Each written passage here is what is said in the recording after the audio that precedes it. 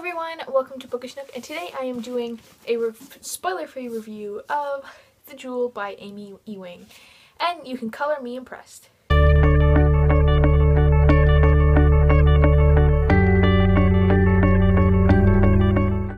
So The Jewel follows a society where it's sort of like an island, and there are different hierarchies that a person can belong to, and all the way going up to royal. So a status of royal means you are wealthy beyond belief, you have all of the power, you make the rules, etc. In the next ring, just picture like a circle. And then in the next ring you have the bankers and the merchant who are wealthy but not as wealthy as the royals and don't have as many privileges, etc. And then in the next few rings you have the people who work on the farms, and then the poor people, and then the outer ring is called the marsh, and that holds most of the population of the poor people, as well as the institutes that hold the surrogates. Now, if you don't know what a surrogate is, it is essentially a person who carries a child, so it has to be a woman, who carries a child to term, and then the child is not theirs, it goes to someone else. So people who are not heterosexual and want to have a child usually use a surrogate. Surrogates in this world are used for the royals because the royals cannot have children for one reason or another, so they purchase surrogates.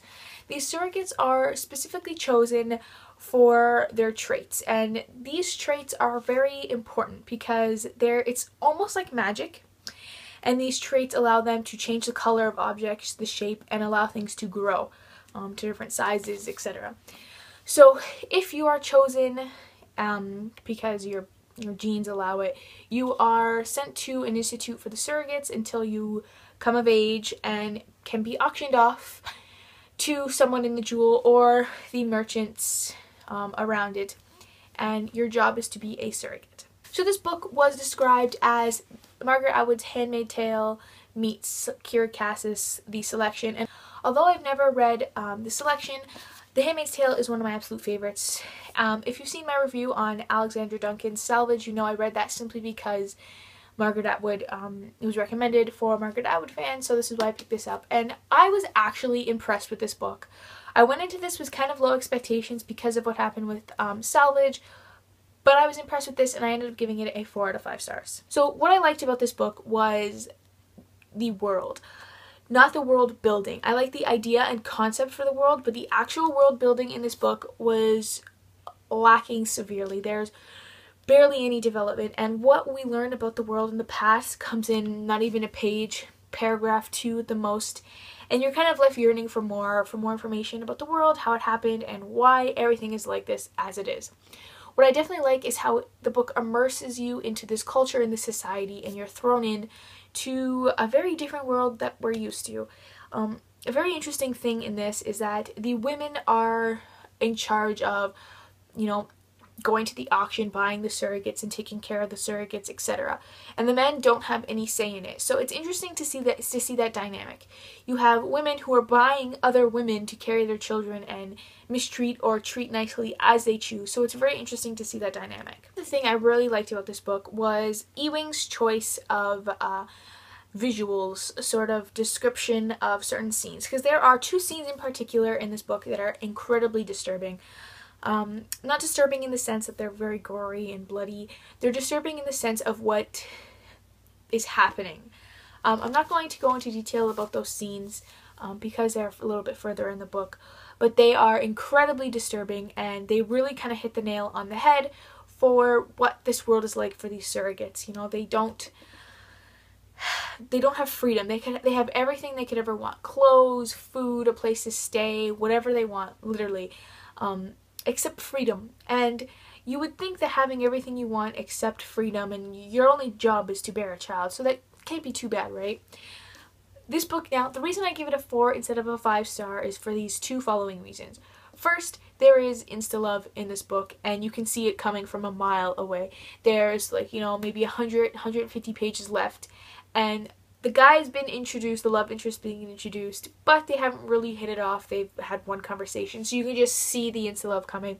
I hated it. I don't like the guy. He's very unsympathetic of what's going on, and it's, you know, she makes a decision, and he gets all mad at her for the decision, and it's kind of like, look at how she's living. Like, how can you expect her to do anything other than that? So that really bugged me. And just the insta-love aspect, I don't like him whatsoever. And the other thing was the writing style. I'm not saying the writing style was horrible and awful, but I'm not saying it was good. It was incredibly mediocre, and there was nothing wrong with that, but I feel like if the writing style was a little bit better, a little more immersive, etc., the story would have just been brought to new heights. As of right now, with this writing style, the story is super easy to get lost into. It just draws you in. It's simple, it's direct, it's simple and mediocre, really. That's the way you can describe it. So I feel like if the writing style was a little bit better, the book would have been better. So overall, I thoroughly enjoyed this book. The comparison, at least for The Handmaid's Tale, is good. It's a nice comparison. It really gets you kind of in that mindset. Although the standards for The Handmaid's Tale are incredibly high, and for The Jewel, not so much. But it is a nice comparison. I'm not sure for the selection since I haven't read it, so I can't really speak to that. But overall, just a few minor issues I had. So the insta-love and the world building and kind of the writing style. But overall, all the other aspects were really fantastic. So if you've been kind of hesitant on reading this, I would implore you to read it. It is pretty short, about 300 pages. I almost read it in one sitting, so that just shows you how easy it is to read. But I would definitely recommend reading this. This does kind of have a cliffhanger, I guess. So I am really excited to read the second book. Hopefully it improves on some of the things that I didn't like. So if you've read The Jewel, let me know down below what you thought of it. Thanks for watching.